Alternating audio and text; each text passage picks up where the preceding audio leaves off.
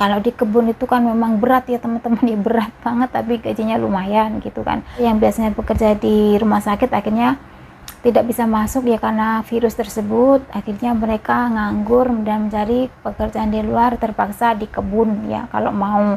Dan juga ada yang tidak mau ya teman-teman ya, di kebun atau di ada yang nggak mau, akhirnya banyak yang nyemplung di KTV.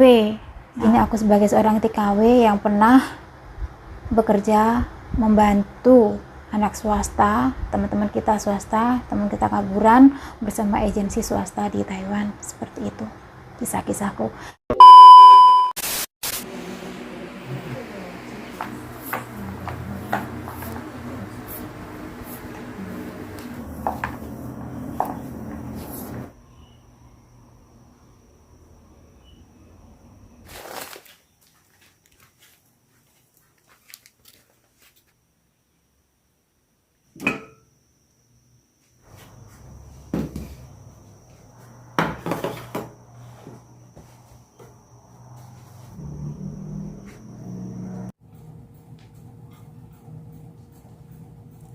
Assalamualaikum, halo sahabatku semuanya. Jumpa lagi bersama saya, Maya Kalbi.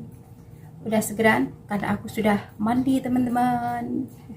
Hari ini aku sudah bersih-bersih di lantai 2 dan 3 ya teman-teman ya. Untuk hari-hari biasa yang aku bersihin memang ada di lantai 2 dan 3. Dan tadi aku sudah mempersiapkan sarapan paginya nenek ya. Cuman ya tepung-tepungan kayak gitu ya teman-teman ya. Tapi hari ini aku kasih rasa asin gurih kayak gitu, tinggal ngasih toppingnya ya. Tugasku seperti ini ya, seperti ini teman-teman ya, nggak bisa kemana-mana terkecuali kalau ada libur, pasti ada suasana baru kayak gitu. Untuk sementara saya tidak ambil libur, memang sengaja. Kenapa? Karena banyak hal yang harus saya selesaikan. Oke teman-teman, jangan lupa bantu support dan dukungannya ya, like, komen, dan subscribe-nya. Semoga channel Maya Kalbi semakin berkembang. Tanpa kalian Maya Kalbi tidak bisa apa-apa. Oke, terima kasih. Jangan lupa dukungannya. Oke, like kayak gini ya, like. Kok gini, like. Oke, kita cus ke bawah yuk.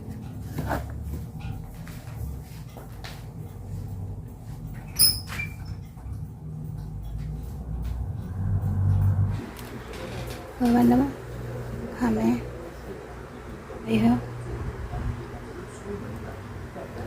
belum habis susunya.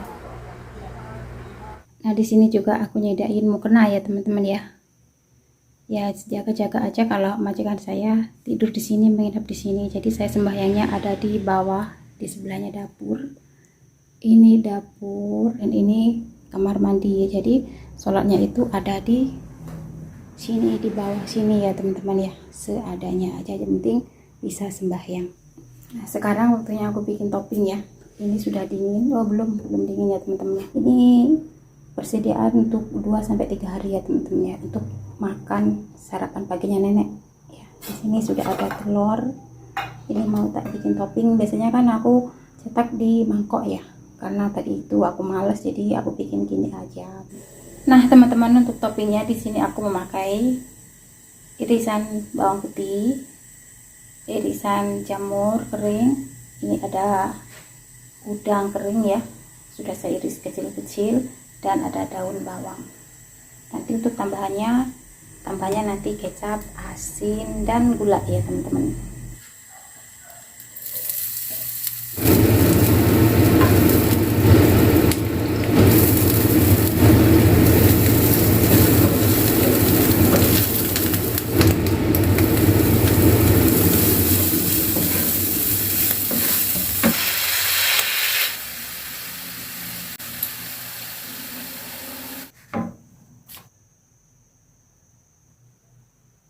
Nah seperti ini penampakannya ya teman-teman ya, kalau sudah dikasih topping. Nah kayak gini, ini sudah siap untuk dinikmati.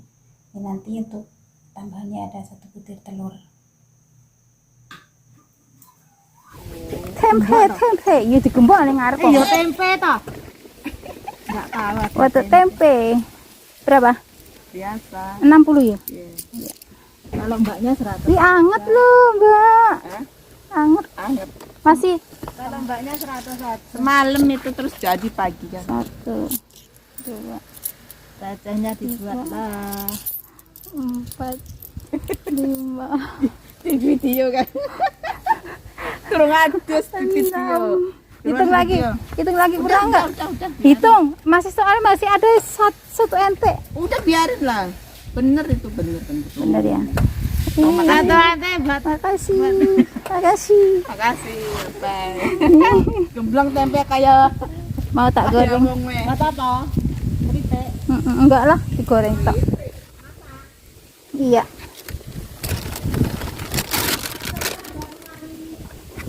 Enggak punya, Mbak. Aku sudah ngambil nasi kotak ya, teman-teman. Nenek itu juga sudah ambil. Oh, yes, hati-hati. Bye-bye, hati-hati ya. Artis.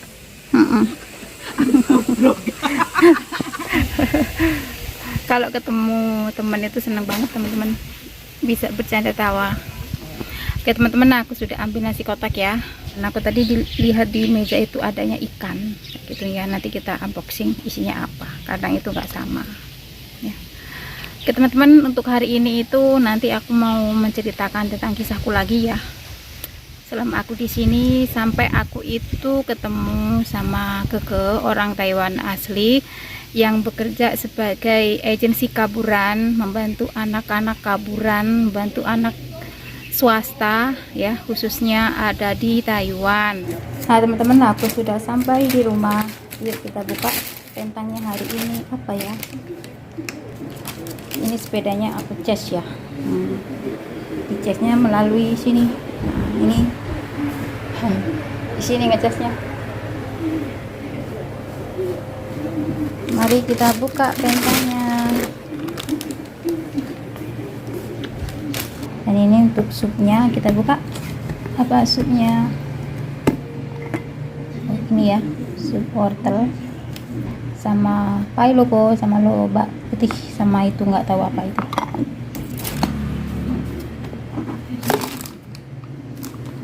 Kecai putih sama kembang tahu ditumis, terus ada ikan, di bawahnya ada buncis sama wortel ya. Oke, teman-teman, aku tak nyuapin nenek dulu ya, karena habis itu kita cerita lagi seputaran hidup saya di Taiwan. Nah, teman-teman, nenekku sudah tidur pulas, aku juga sudah makan, juga sudah sholat zuhur. Ini aku masih ngemil tempe. Kecil saya tuh suka banget sama tempe mentah, tahu mentah kayak gini, teman-teman ya, buat cemilan kayak gini. Bismillahirrahmanirrahim.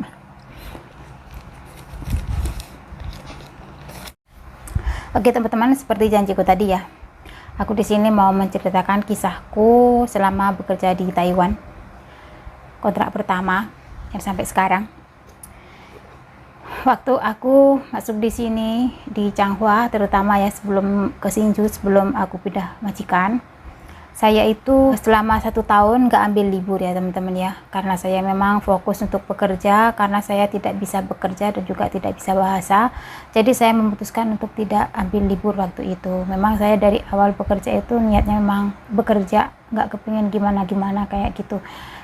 Ternyata teman-teman, setelah 1 tahun bekerja di Taiwan itu saya merasakan kejenuhan, butuh hiburan, butuh cuci mata, kepingin tahu kehidupan di Taiwan di luar kayak gitu. Tidak lebih dari itu ya, teman-teman, cuma sekedar ingin tahu aja kayak gitu. Nah, baiknya lagi majikanku yang di Changhua itu mengizinkan aku untuk libur karena emang sudah 1 tahun dan aku sudah punya tabungan, maksudnya dalam arti punya tabungan untuk beli tiket pulang, misalkan pulang itu sudah ada ya, teman-teman ya. Waktu itu saya potongan gaji itu selama 9 bulan dan alhamdulillah setiap bulannya itu harus nabung 1000 NT selama 12 bulan. Sama majikan sama agensi diwajibkan untuk menabung setiap bulannya 1000 kayak gitu ya. Cuman jaga-jaga misalkan kita nggak kerasan, misalkan kita nggak betah di sini sebelum waktunya finish, pingin pulang, jadi ada uang tiket untuk pulang kayak gitu, jadi tidak merepotkan siapa-siapa. Tujuannya seperti itu, teman-teman ya. Jadi dalam setahun itu aku sudah punya tabungan tiket 12.000 NT dan juga sisa uang sedikit ya, sisa uang habis saya kirim-kirim kayak gitu. Pertama kali saya libur itu tidak dibantu majikan, tidak diantar majikan, tapi aku bareng temen aku namanya Ayah ya, Ayah anak Lampung, tetangga di majikanku di Changhua sana ya. Terus untuk liburan berikutnya saya libur sendiri diantar majikan ke Changhua ya teman-teman ya. Kalau majikan tidak repot ya ke Changhua, kalau majikan repot cuman di Lukang di terminal bus kayak gitu. Setelah saya berani untuk libur sendiri, suatu ketika itu saya nggak tahu tanggalnya tepatnya tanggal berapa, ya bulan apa saya lupa, aku ketemu waktu aku duduk di taman stasiun Changhua. Di stasiun Changhua itu ada Keke Mas ya, kalau orang Indonesia ngomongnya Mas atau kakak kayak gitu ya. Itu ngampirin saya teman-teman. Aku waktu itu kan pakai jilbab ya, liburan selalu pakai jilbab berhijab kayak gitu. Dia menghampirin saya kayak gitu, beliau duduk di samping saya. Nah habis itu kan beliau tanya-tanya, ya saya sudah sedikit banyak bisa bahasa ya teman-teman ya, tapi ya tidak begitu lihai, tapi bisa nangkep lah bahasanya si Keke tersebut. Nah Keke duduk di samping aku, dia menanyakan tentang pekerjaan aku di sini. Pokoknya ya menanyakan nama saya, terus anak-anak saya, terus suami saya kayak gitu, menanyakan semuanya. Terus aku ya jawab sebisa aku kayak gitu.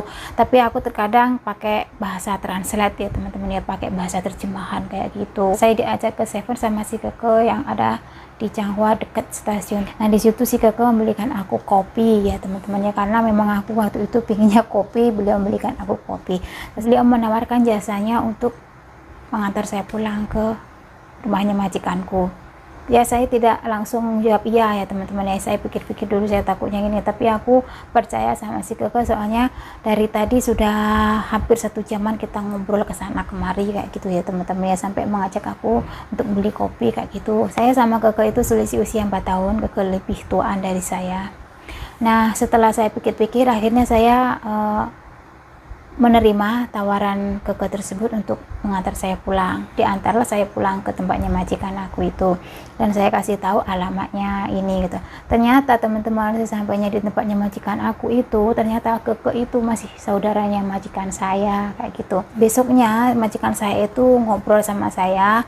Majikan bilang kasih Keke itu keturunan Talu dan Taiwan kayak gitu, bapaknya orang Talu, ibunya orang Taiwan, jadi Keke itu blasteran kayak gitu. Dan untuk hari-hari berikutnya saya sama si Keke saling chat ya teman-teman. Dia juga cerita kalau beliau itu bisa membantu teman-teman saya, teman-teman TKI TKW yang swasta, anak kaburan kayak gitu. Nah setelah saya tanya ke majikan saya tanya si Keke itu pekerjaannya apa, aku kan bilang gitu. Majikan saya nggak tahu pasti kayak gitu ya. Habis itu saya ngomong ke majikan, katanya beliau bisa membantu teman TKW atau TKI yang kaburan, yang swasta, yang tidak punya agent, aku bilang gitu ke majikan saya. Hari-hari berikutnya si Keke selalu menanyakan, ini ada job untuk teman kamu yang swasta, teman kamu yang kaburan kayak gitu, tolong tanyakan ke teman-teman kamu ada yang mau apa enggak kayak gitu teman-teman ya. Dan karena waktu itu saya tidak pernah mengenal yang namanya anak swasta, anak kaburan ya teman-teman ya, karena memang saya nggak pernah keluar rumah. Misalkan saya bisa membantu beliau memberikan aku upah antara 1.000 sampai 5.000 NT untuk satu orang anak swasta teman-teman. Nah di situ Keke terus chatting ke saya, kalau misalkan ada job itu pasti dikasih ke saya, suruh tahu ke teman-teman kayak gitu. Terus akhirnya saya berusaha untuk mencari anak swasta. Nah disitulah saya punya pikiran, di grup-grup di Facebook itu kan banyak banget ya job kaburan. Misalkan butuh pekerjaan di tempatnya Keke ada gini, pokoknya sesuai apa yang diomongkan si Keke, dengan upah sekian, dengan taksi sekian, ujab sekian kayak gitu ya teman-teman ya. Penempatannya untuk pekerjaannya apa selalu saya posting di grup itu ya. Setelah saya sering bikin status di grup-grup itu ya teman-teman ya, alhamdulillah saya bisa membantu si Keke untuk mendapatkan anak swasta ya. Di situ si Keke juga memperinci berapa orang yang aku masukin ke tempatnya Keke kayak gitu, ditulis sama si Keke. Misalkan saya tidak datang, misalkan saya tidak libur, sama si Keke diantar ke tempatnya majikan saya untuk bonusnya ya gitu teman-teman ya. Habis membantu si Keke untuk mendapatkan anak swasta, saya sering libur. Tidak setiap bulan sih, tidak setiap, enggak, 2 bulan sekali. Seingat aku kayak gitu. 2 bulan sekali aku menemui si Keke, dan terkumpullah berapa orang dan juga berapa upah saya dari si Keke. Dan di situ si Keke juga minta tolong ke saya untuk menemui anak swasta yang bermasalah. Maksudnya misalkan teman-teman swasta yang tidak ngerti bahasa, apalagi yang saya bawa ke tempatnya Keke itu minim bahasa. Pokoknya di tempatnya Keke itu kebanyakan ayam petelur, PRT, dan peternak babi, ya, kedua. Dan juga ada peternak angsa, teman-teman, ya. Nah, di tempatnya Keke itu kan ada kos-kosan anak swasta, ya teman-teman, yang di atas itu ada berapa kotak, ya, ada berapa kamar aku lupa, teman-teman, ya. Ada yang pasangan, ada yang enggak, kayak gitulah kamarnya.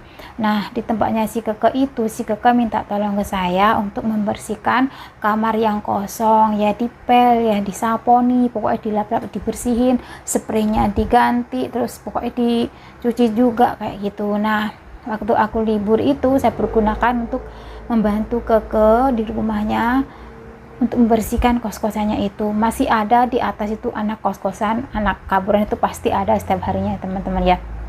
Nah, di tempatnya Keke itu juga ada ibunya, dan Keke itu jarang pulang, jarang ada di rumah.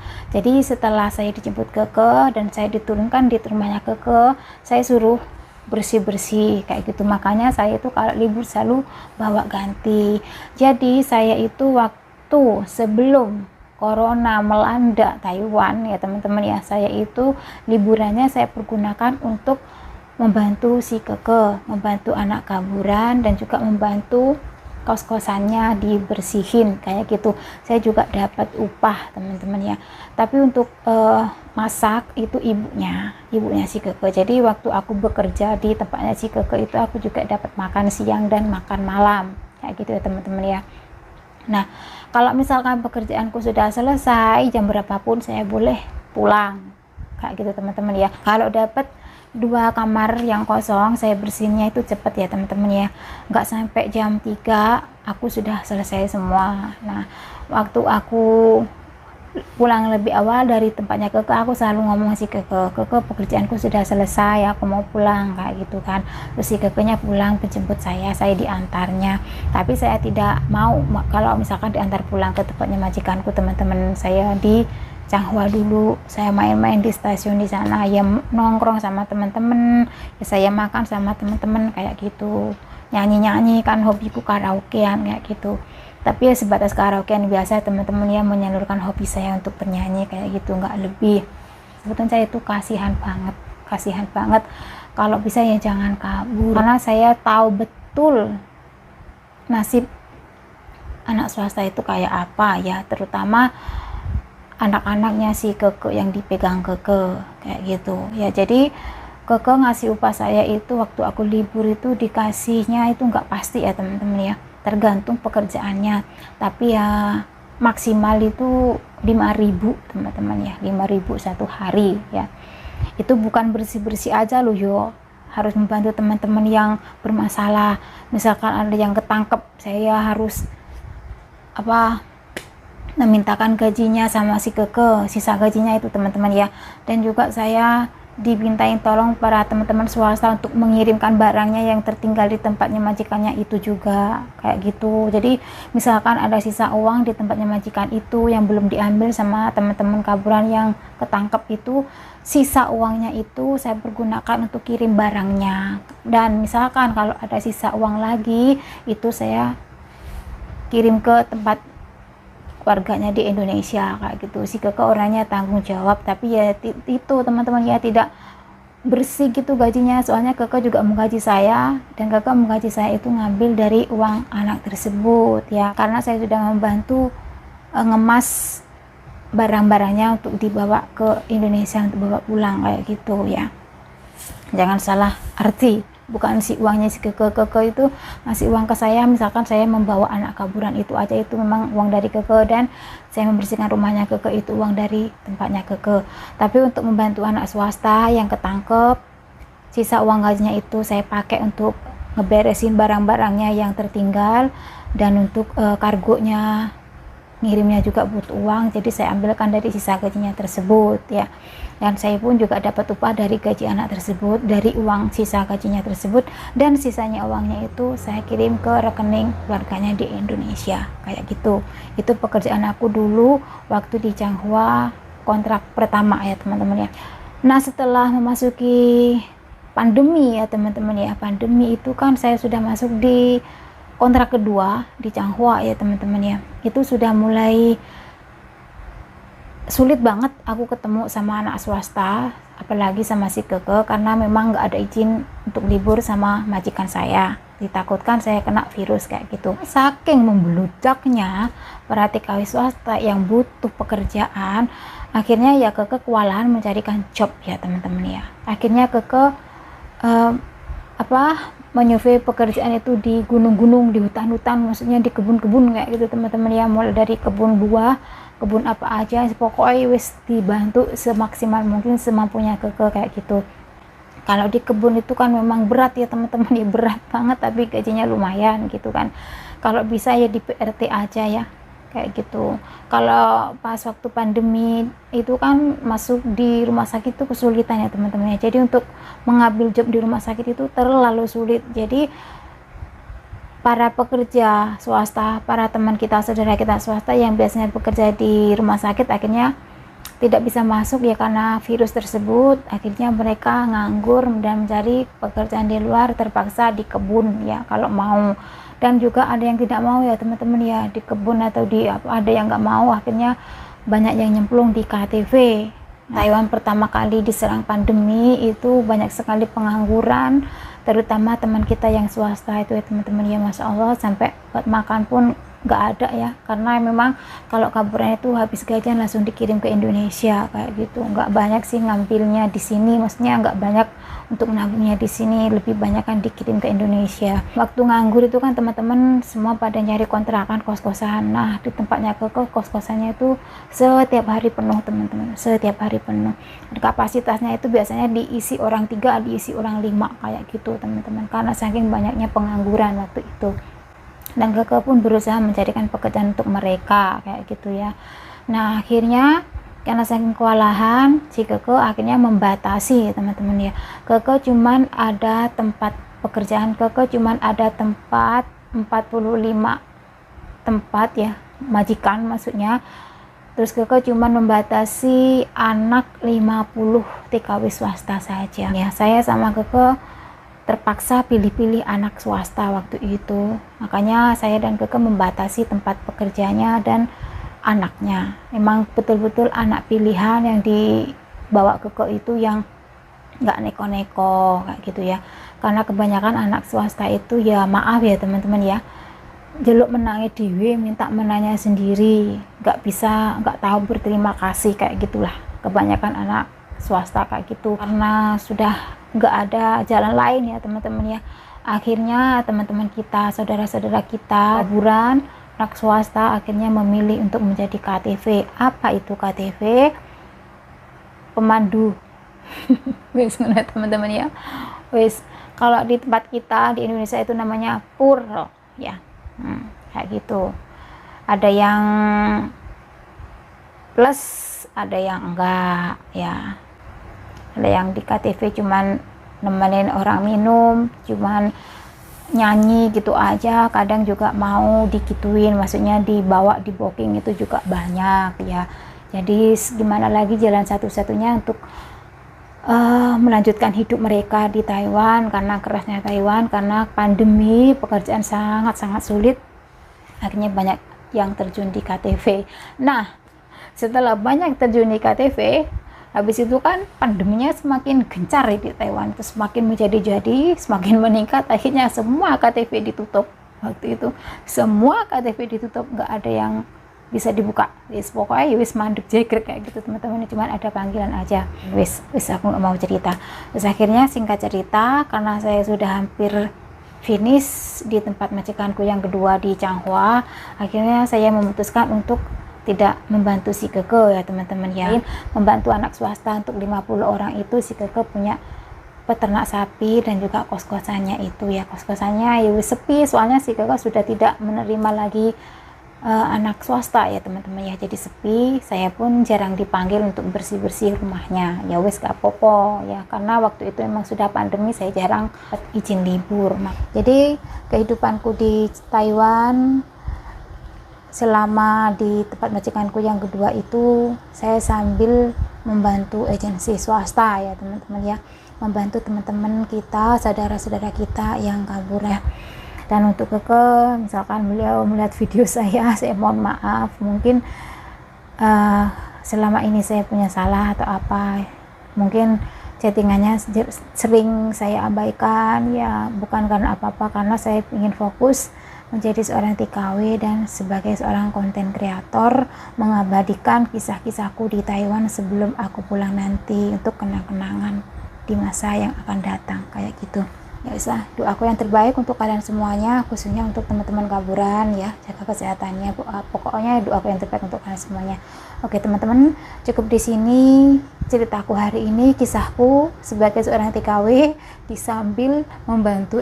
Ya udah, terima kasih teman-teman yang sudah mengikuti videoku sampai selesai. Jangan lupa like, komen, dan subscribe. Jangan lupa tetap ambil sisi positifnya saja, tetap semangat, jalan hidup apa adanya, tetap sederhana aja. Sampai jumpa di lain waktu, sampai jumpa di konten berikutnya. Wassalamualaikum warahmatullahi wabarakatuh. Bye bye.